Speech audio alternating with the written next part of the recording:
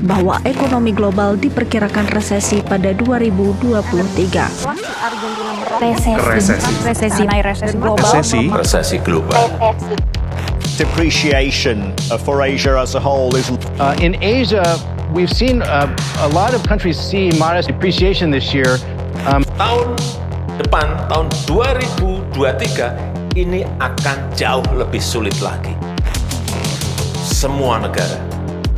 Ini tentu menimbulkan 3 potensi krisis yang harus diwaspadai pada tahun 2023, yaitu krisis pangan, krisis energi, dan potensi krisis keuangan. Informasi ini disampaikan oleh Menteri Keuangan Sri Mulyani dalam konferensi Ibu kota pers negara di Istana IKN Nusantara. Di balik segala kontroversi dan pro kontranya, ternyata menyimpan sebuah strategi ekonomi yang jenius dari jajaran pemerintahan Presiden Joko Widodo. Nusantara bisa jadi senjata rahasia bagi Indonesia untuk menangkal ancaman resesi dan tekanan pelemahan rupiah. Meskipun menggunakan senjata rahasia ini bukanlah sebuah perkara yang mudah.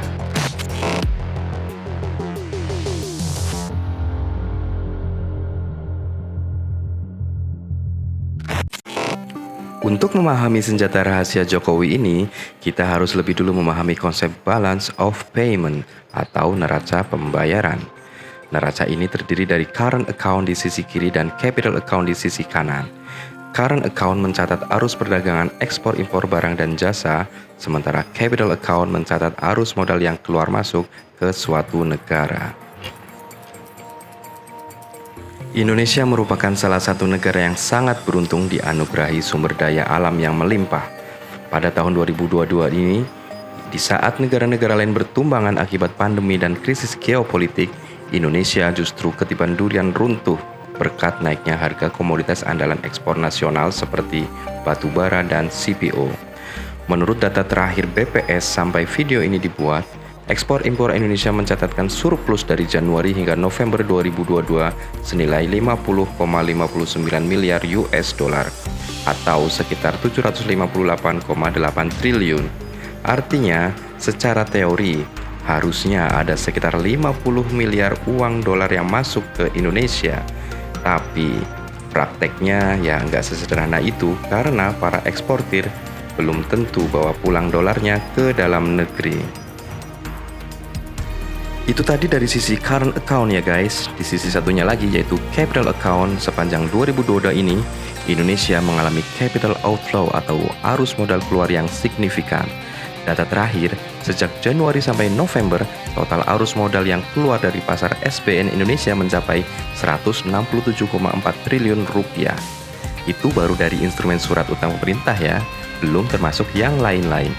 Yang jelas, investor asing ramai-ramai jual surat utang pemerintah Indonesia itu karena terpengaruh oleh kebijakan Bank Sentral AS yang menaikkan suku bunga.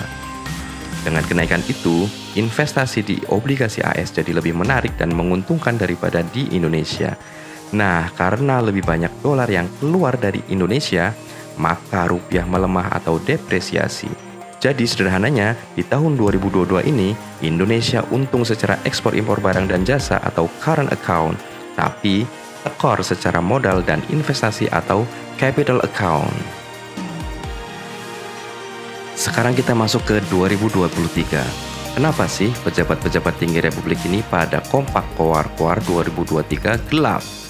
Mulai dari Presiden Jokowi sendiri, Menkeu Sri Mulyani, sampai Gubernur BI Peri Warjio juga ikut menyuarakan 2023 gelap. Secara makroekonomi, hal ini didasarkan pada proyeksi bahwa ekspor impor Indonesia yang surplus besar di tahun 2022 tidak akan berlanjut di 2023 karena harga komoditas mulai turun akibat permintaan dari negara seperti China, India juga menurun. Di sisi lain, capital outflow atau arus modal keluar justru masih akan terus berlanjut di 2023 nanti. Sampai di sini jelas ya, kalau di 2022 kita boncos di capital account, tapi masih diselamatkan oleh cuan di current account. Nah, di 2023 nanti, kita beresiko boncos alias tekor di dua-duanya. Wajar kan kalau Pak Jokowi dan pejabat-pejabat lain jadi pada puyeng. Pertumbuhan ekonomi bisa turun dan kurs rupiah bisa makin terpuruk. Tapi di balik kepuyongannya itu, ternyata Pak Jokowi dan jajarannya itu nggak diem-diem baik loh teman-teman. Ternyata Pak Jokowi sudah menyiapkan senjata rahasia untuk menangkal ancaman resesi dan depresiasi rupiah di 2023 dan beberapa tahun berikutnya. Senjata rahasia itu adalah IKN Nusantara. Pembangunan ibu kota baru ini sebenarnya sudah dicanangkan oleh Pak Jokowi sejak awal jabatan periode keduanya di 2019 yang lalu. Tapi rencana ini terganggu dan sempat mati suri gara-gara pandemi COVID-19. Banyak orang waktu itu mengira bahwa rencana ibu kota baru itu bakal kandas karena dampak dari pandemi masih akan terasa sampai akhir periode jabatan Jokowi di 2024. Tapi alih-alih menyetop rencana itu, Pak Jokowi setelah pandemi sudah mulai terkendali, justru malah ngegas lagi. Akibatnya, banyak yang protes karena meskipun sudah terkendali, dampak ekonomi pandemi masih sangat membebani keuangan negara. Ya, pandangan ini nggak salah juga sih. Tapi kalau kita lihat lebih dalam lagi, pembangunan IKN Nusantara justru bisa membantu menyehatkan ekonomi Indonesia loh. Nah, disinilah kejeniusan ekonomi Jokowi jadi kelihatan. Kita coba balik lagi ke neraca pembayaran tadi ya. Di 2022 ini kan ekonomi kita boncos di capital account, tapi masih terselamatkan oleh cuan di current account. Kalau situasinya gini-gini aja, maka di 2023 nanti kita terancam boncos di dua-duanya. Karena current account kita nggak bisa terlalu diharapkan banyak cuan di 2023. Bahaya banget dong. Kalau dua-duanya boncos, pertumbuhan ekonomi dan kurs rupiah bisa babak belur. Nah, karena di 2023 nggak bisa terlalu berharap sama ekspor impor, maka sisi capital account yang harus giliran tampil jadi penyelamat. Caranya yaitu menarik arus modal dan investasi asing ke Indonesia melalui proyek yang menarik dan kredibel. Dan ini juga penting, nilai proyeknya harus signifikan untuk menambal capital outflow dan keboncosan di current account.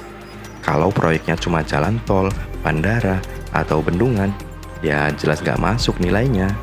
Di 2023 dan ke depannya, kita butuh sesuatu yang lebih besar, yaitu IKN Nusantara. Menurut Pak Jokowi di KTT G20 kemarin, dalam jangka pendek IKN Nusantara membuka peluang investasi sampai 20,8 miliar US dollar atau kalau dirupiahkan sekitar 312 triliun. Angka ini cukup untuk menambal capital outflow di 2022 yang sudah disebutkan tadi mencapai 167,4 triliun. Untuk mengcover ini juga cukup pakai satu investor dari Uni Emirat Arab yang sudah komit untuk invest di Nusantara senilai 20 miliar US dollar.